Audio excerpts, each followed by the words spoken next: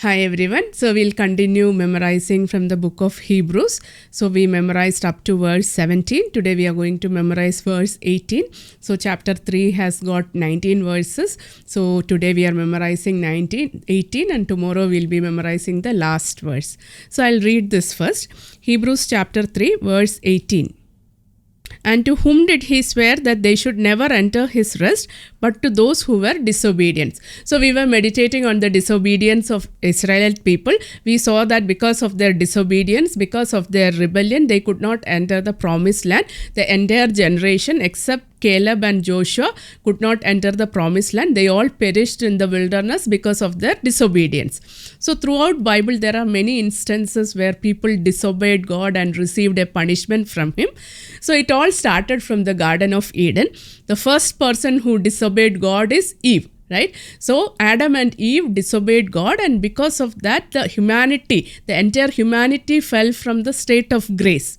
The entire humanity has a mortal wound in their soul. They have that original, we all have that original sin in us because of Adam's fall. But Adam was perfect. He was in a perfect world, right? He was created perfectly. God created him in his image and likeness. So he was perfect. Only Jesus is a second perfect man, right? So that's why Jesus is called the second Adam. But we are all not perfect. We are all fallen from the state of grace. So the gravity of Adam and Eve's sin is more compared to the gravity of his children, right? Because they were created perfectly. They were in a perfect state of grace. They were in a perfect world.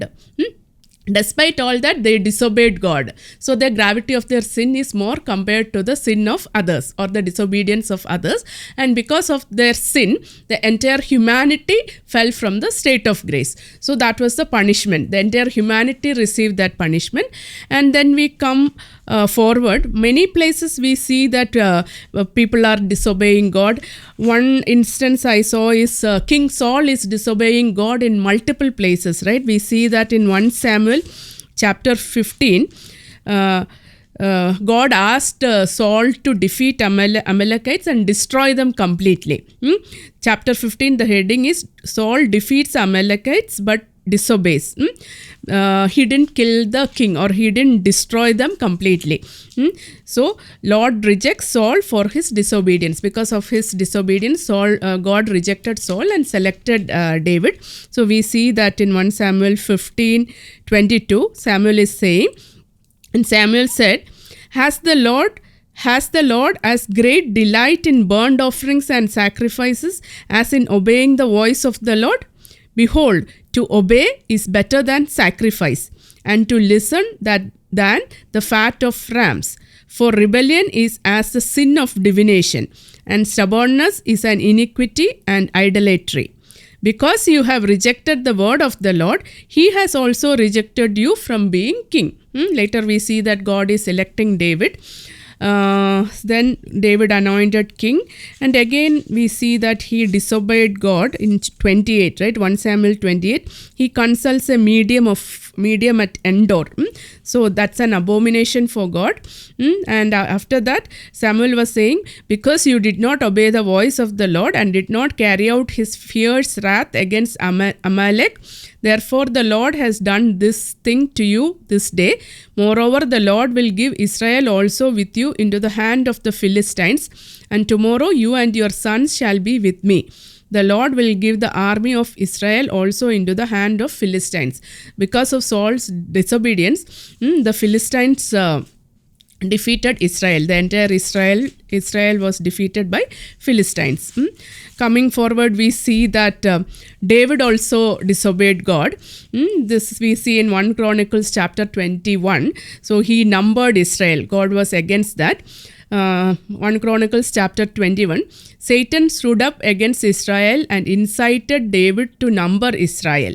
So David said to Joab and the commanders of the army, Go, number Israel from Beersheba to Dan, and bring me a report that I may know their number.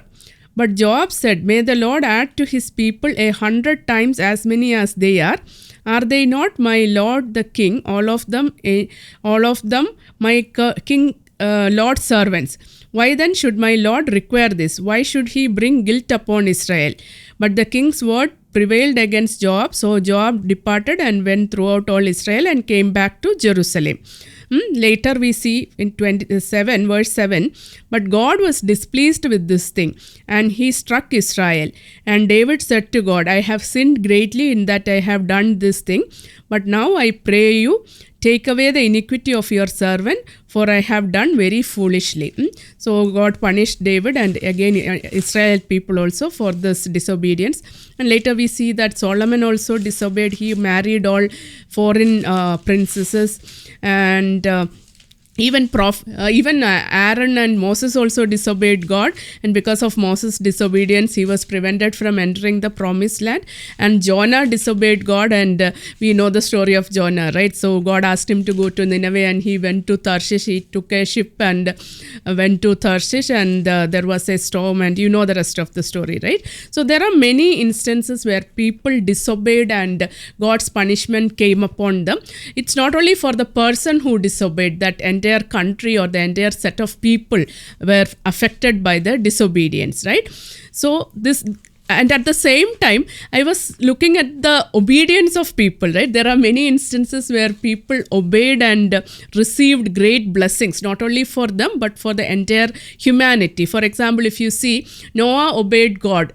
God asked him to make an ark, right? So he made an ark, and because of that action, the entire human race was preserved, right? Only the Noah and the family was rescued from the flood. Rest all perished. So he obeyed God and he created the ark, and because of that, the entire human race was survived. And we saw Abraham obeyed God, and when God asked him to sacrifice his only son Isaac, he obeyed, and because of that he got the name the father of all faithful.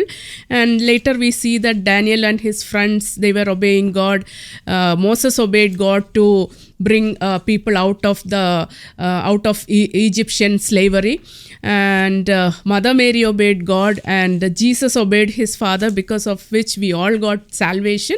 So obedience, it was bringing lot of blessings into our life, right? At the same time, disobedience was bringing lot of punishment. So we should carefully meditate all these instances or all these incidents given in Bible, and we should we should practice that. If we should see if there is any disobedience in us, we should make a conscious decision that whatever God says, whatever he commands, I'll obey that. If he has given me 10 commandments, I will obey that. I will not turn to left or right? I'll go the straight path. I will obey all his commandments. So we should take that firm decision. Then lot of blessings will come into our life. We should examine our conscience. It's like a constant process, right? It's not something that we should do one day and neglect the other day. That grace is given in earthen vessel. So we should preserve that. We should protect that, right? So we should constantly check our conscience and see if there is any disobedience in us. Is there any rebellion in us? When I was a child, I was telling, right? I used to rebel against God. If God is not giving me anything, immediately I used to question him. I used to rebel against him. Once a person prayed over me and said, God is giving you lot of blessings. He is ready to bless you with lot of blessings. But one small problem you have, you always murmur against God. So then I realized, okay, that is correct. Whenever God is not giving me something, immediately I used to murmur against him. I used to rebel against him. Not very aggressive rebellion or something, but I used to rebel. So that person, he told me like this, then I had made a conscious decision. I examined myself and I found that what he said is correct.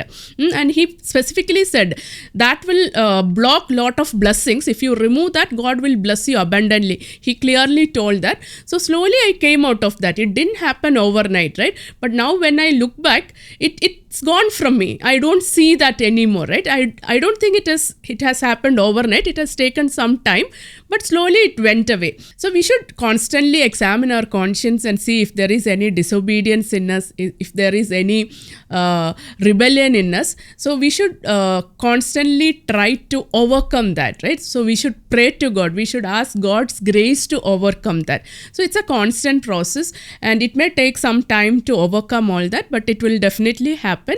Constantly pray to God, constantly seek His blessing, constantly seek His grace. He will provide that. So with that, we'll conclude today's meditation. Hebrews chapter 3, verse 18. And to whom did He swear that they should never enter His rest, but to those who were disobedient? Thank you. God bless you all.